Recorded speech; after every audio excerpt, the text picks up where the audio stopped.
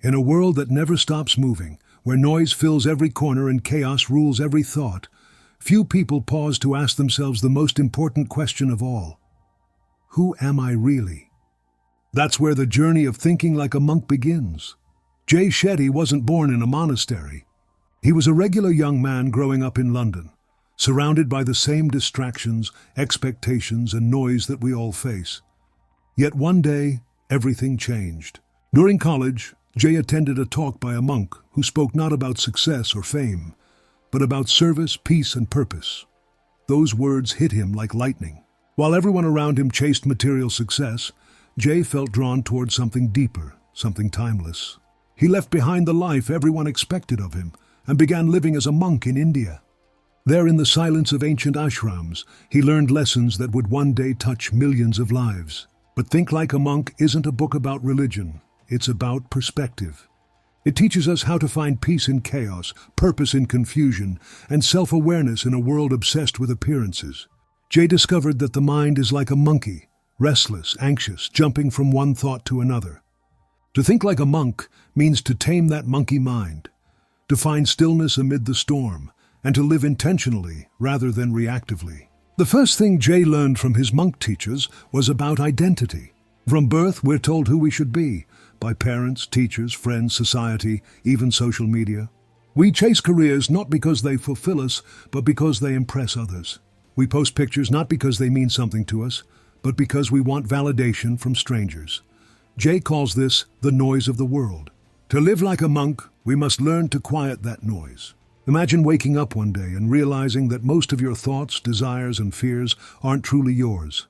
They've been planted in your mind by others. You might think you want money, fame, or recognition, but deep inside what you really crave is peace, belonging, and purpose.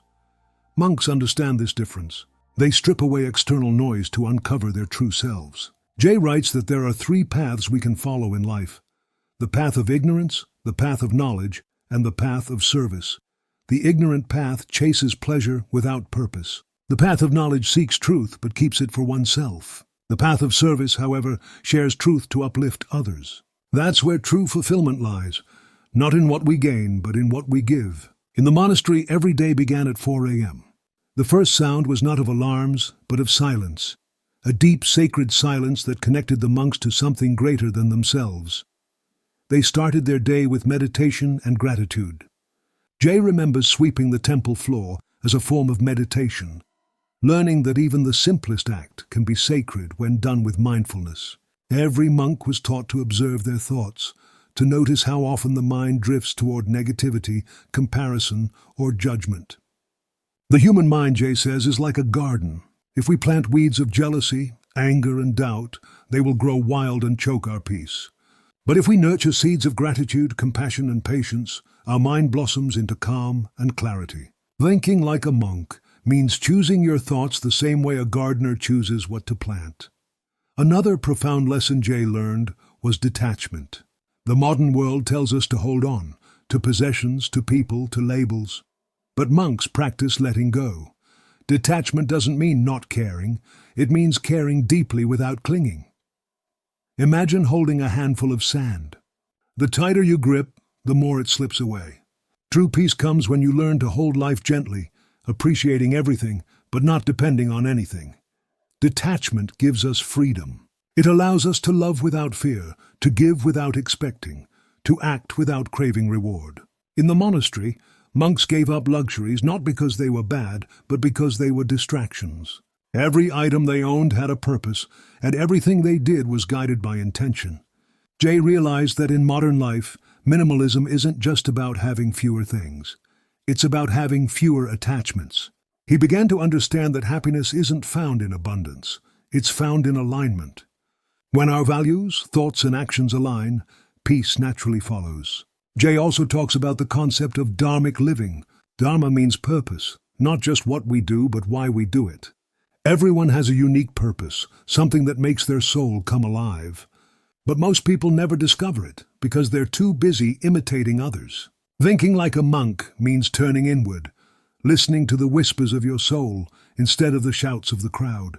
To find your dharma, Jay suggests reflecting on three things: what you love, what you're good at, and how it helps others. When all three intersect, you've found your purpose.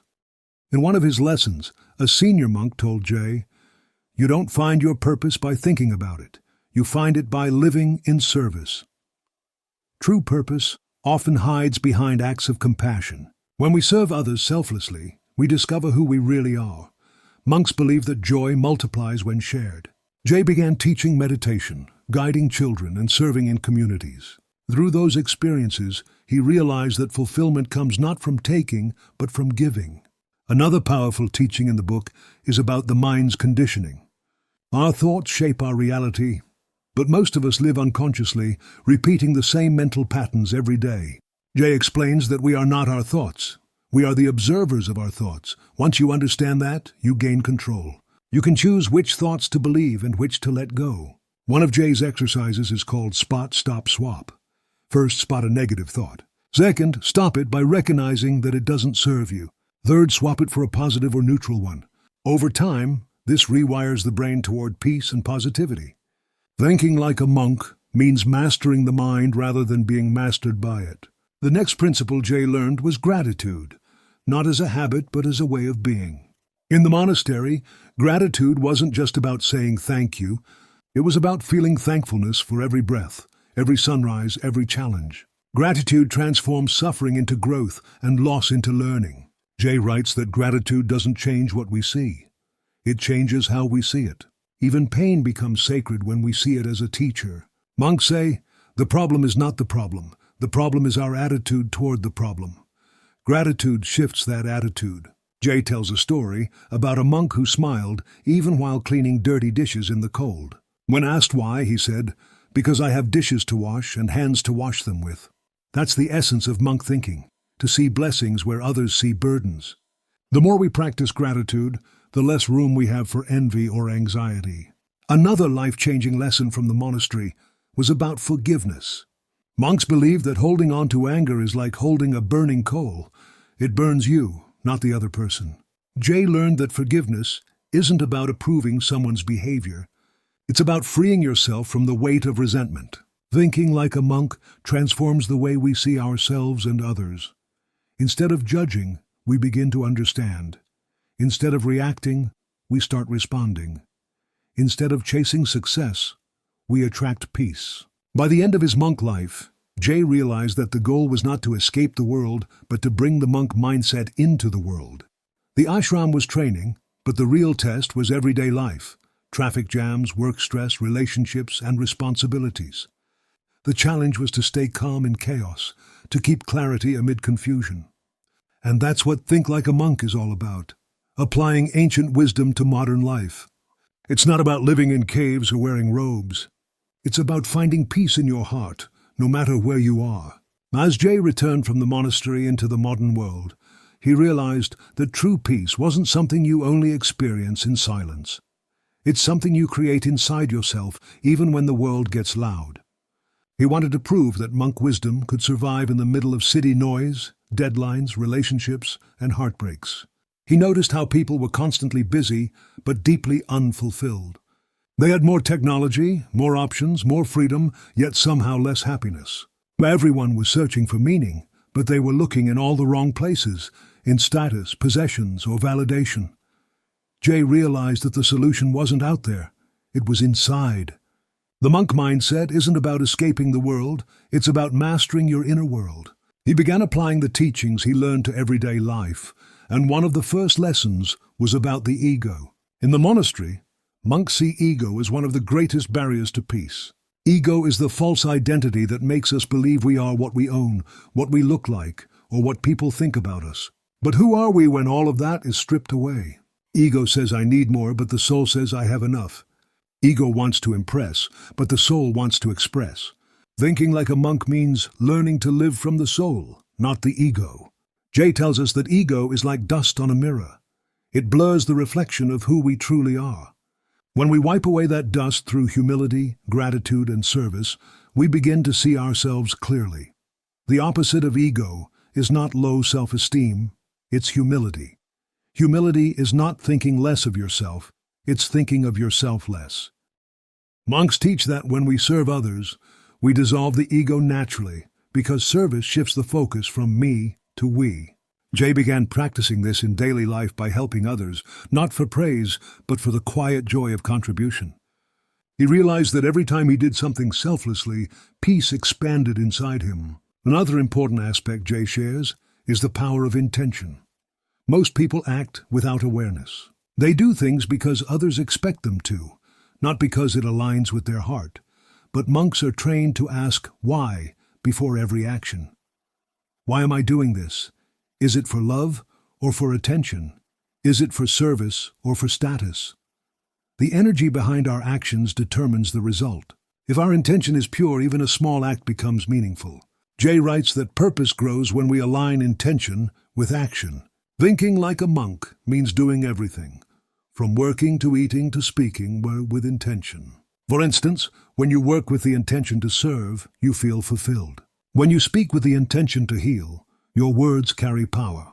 When you love with the intention to give, you experience true connection. Intention is what transforms ordinary life into a sacred journey. Jay also talks about fear, that invisible cage that holds so many people back.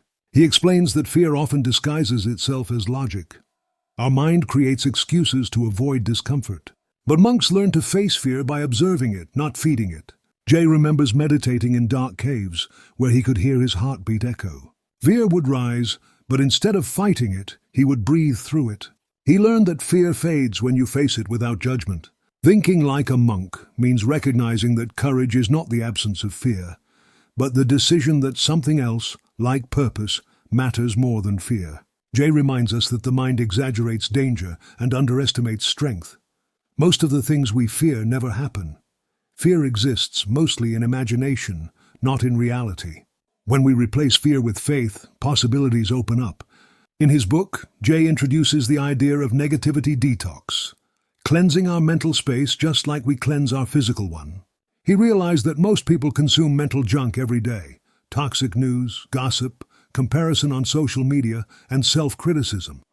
Just as a healthy diet strengthens the body, a healthy mental diet strengthens the soul. Monks protect their minds by choosing their environment wisely, not just places but people. Jay says, you become like the 5 people you spend the most time with. If you surround yourself with complainers, you start to complain. If you stay close to dreamers, you begin to dream bigger. Thinking like a monk means consciously curating your circle. Jay suggests doing a relationship audit. Ask yourself, does this connection inspire me or drain me? Do I feel peace or pressure around this person? It's not about judging others, but about protecting your energy. A monk once told Jay, your energy is your greatest currency. Spend it wisely. To preserve inner peace, we must learn to say no to negativity, even if it comes from people we care about. It's better to love some people from a distance than to lose yourself trying to please them up close. Jay then shifts focus to discipline, something monks master deeply. In the monastery, discipline wasn't punishment, it was freedom. When your life has structure, your mind has space. Jay compares discipline to a riverbank. It gives direction to the flowing water.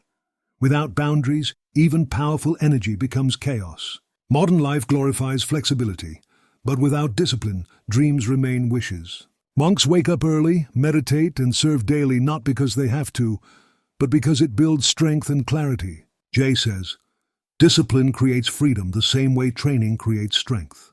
The more you train your mind, the less it controls you. He teaches a simple practice. Design a daily routine that aligns with your values. Wake up intentionally, set priorities before distractions take over, and reflect before sleep. Even small consistent habits become sacred rituals that shape your destiny. One of Jay's most beautiful lessons is about detachment from results. Monks believe that we should give our best effort, but release control over the outcome. This doesn't mean being careless. It means trusting the process. In the modern world, people tie their happiness to results, promotions, likes, grades, relationships. But thinking like a monk teaches us to find joy in the effort itself. When we focus on the journey, not the destination, peace becomes permanent. Jay explains that when we work with attachment, stress follows. When we work with purpose, joy follows. The Bhagavad Gita, one of the greatest spiritual texts, says, you have the right to your actions, but not to the fruits of your actions. That's the heart of monk thinking. Give fully but let go of control. Service is the ultimate form of growth. When you help others heal, you heal yourself. When you lift others, you rise too.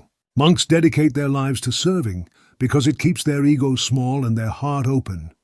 Jay encourages everyone to serve in whatever way they can, through kindness, mentorship, or simply by being present for someone. He says the happiest people serve the most. Service doesn't have to be grand, it just has to be genuine. Even a smile or a listening ear can change someone's day. The more you serve, the more meaning your life gains. Jay noticed that when he shifted focus from what can I get to what can I give, everything changed. Relationships deepened, stress reduced, and success came naturally. The monk mindset doesn't reject success, it redefines it. Success is not how much you have, but how much you give. As he continued sharing these lessons with millions around the world, Jay realized that modern people don't need to become monks. They just need to learn to think like one. The calmness, clarity, and compassion monks live by can exist in anyone, anywhere. He invites us to see life as a classroom and every challenge as a teacher. Every delay teaches patience, every failure teaches humility, and every heartbreak teaches love. When you think like a monk, life stops happening to you and starts happening for you. You no longer chase happiness, you create it. As Jay's journey unfolded, he began to see that the monk mindset is not just about peace and meditation. It's a practical guide to living a meaningful, successful, and fulfilled life in today's world. It's about transforming pain into purpose, confusion into clarity, and chaos into calm. One of the most powerful themes in the book is purpose, the core of everything monks do. Jay explains that purpose isn't something you randomly find one day. It's something you cultivate through action, reflection, and service. Most people think their purpose must be big or world-changing. But monks believe every act done with love is sacred. Whether you are teaching, cleaning, leading, or creating, if your actions are aligned with your values and contribute to others, that is your dharma, your true purpose. Jay shares that when you live without purpose, you drift.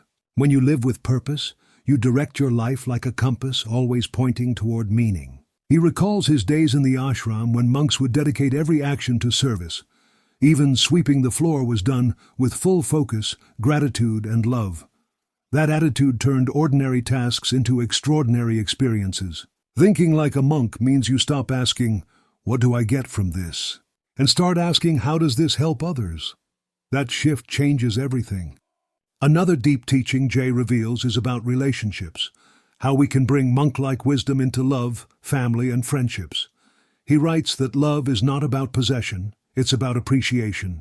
Most people seek relationships to fill a void, but monks teach that healthy relationships are born from wholeness, not need. When you love yourself deeply, you attract love that reflects that same energy. Jay emphasizes the idea of the 3 C's of relationships: compatibility, communication, and commitment. Compatibility means sharing values and vision. Communication means speaking and listening with honesty and empathy. Commitment means staying consistent, even when feelings fluctuate. Monks believe love is not a feeling but a practice, something you nurture daily through patience, forgiveness, and presence. Jay explains that one of the biggest reasons for unhappiness is attachment, expecting others to behave a certain way to make us feel complete. Thinking like a monk teaches us to love freely without expecting anything in return. True love, like true peace, cannot be taken from you because it doesn't depend on conditions. Jay also speaks about healing and letting go, something everyone struggles with. He says pain is inevitable, but suffering is optional. Pain teaches, but when we hold on to it, we turn it into suffering. Monks heal by accepting reality as it is, not as they wish it to be. They meditate not to escape pain, but to understand it.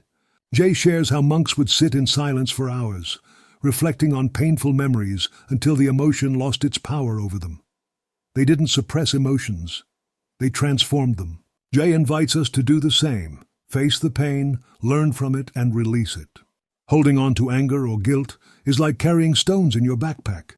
You cannot climb high if you refuse to drop the weight. Forgiveness, gratitude, and self-compassion are the tools that lighten that load. One of the most beautiful teachings in Think Like a Monk is about presence, the art of living in the now. Monks live completely in the present moment. They don't dwell on the past or worry about the future because they know the only real power lies in the now. Jay writes, "When we live in the past, we become depressed. When we live in the future, we become anxious. When we live in the present, we find peace. The mind loves to wander, replaying old memories or imagining what's next. But the heart finds peace only in the now." Thinking like a monk means training your mind to return home, to this moment, again and again.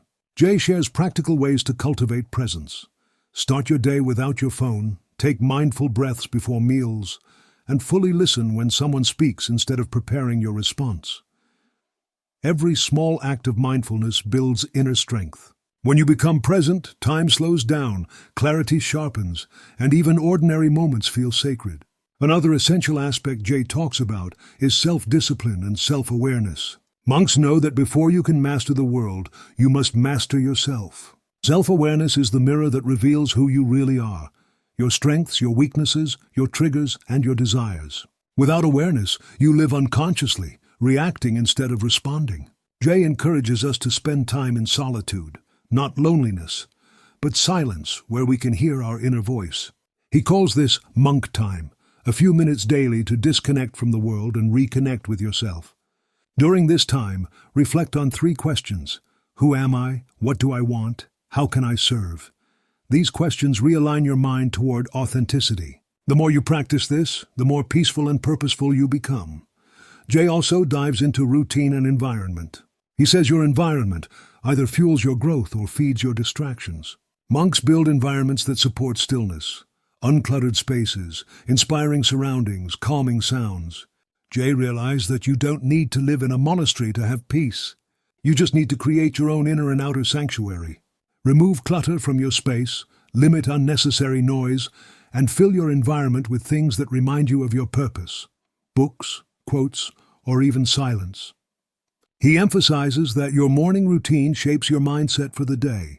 Starting your day with intention, gratitude, and focus prepares your mind for calm success. Jay's time in practice, waking up early, meditating, reading, or journaling, helps cultivate stillness before the world's noise begins. He reminds us that the way you start your morning is the way you live your life. As Jay blends ancient monk wisdom with modern psychology, he reveals how service and gratitude remain the most powerful forms of success. The world tells us to chase achievements. Monks teach us to chase meaning. The more you serve, the richer your soul becomes. The more you give thanks, the more abundance flows into your life. Jay explains that gratitude creates a positive feedback loop. When you appreciate what you have, you attract more reasons to be grateful. It's not magic, it's energy alignment. Gratitude rewires the brain, releasing chemicals that make you feel peaceful and connected. Jay often reminds us, you can't feel stressed and grateful at the same time. Gratitude instantly dissolves negativity. By ending each day reflecting on what went right instead of what went wrong, you build emotional resilience and optimism. Toward the end of the book, Jay explores success from a monk's perspective. In modern life, success is measured by what you have. For monks, it's measured by what you give and how peacefully you live. Success is not about speed but direction, not about wealth but purpose. Thinking like a monk transforms your definition of success from external achievement to internal alignment. Jay says, when you plant the seeds of service, gratitude, and humility, success grows naturally like a tree nourished by love. He reminds us that real success is when your happiness no longer depends on circumstances. You can have everything or nothing and still feel whole. That is monk-like freedom. Finally, Jay brings everything together with one powerful truth. Every person can think like a monk. You don't have to wear robes or live in an ashram. You can practice monk mindset right where you are, in your home, your job, your city. Thinking like a monk is about choosing peace over chaos, purpose over pleasure, and love over ego. It's about being calm in conflict, kind in criticism, and grounded in growth. Jay teaches that the mind is both your best friend and your worst enemy. It depends on how you train it. Everyday life gives you a choice. React like the world or respond like a monk. The more you train your mind toward gratitude, service, and purpose, the more natural peace becomes. Jay's story ends not in silence, but in impact. From a quiet monk in India to one of the most inspiring voices in the world. His message remains simple yet profound. You can live in the world, succeed in the world, and still have the heart of a monk. Because thinking like a monk isn't about what you do, it's about who you become.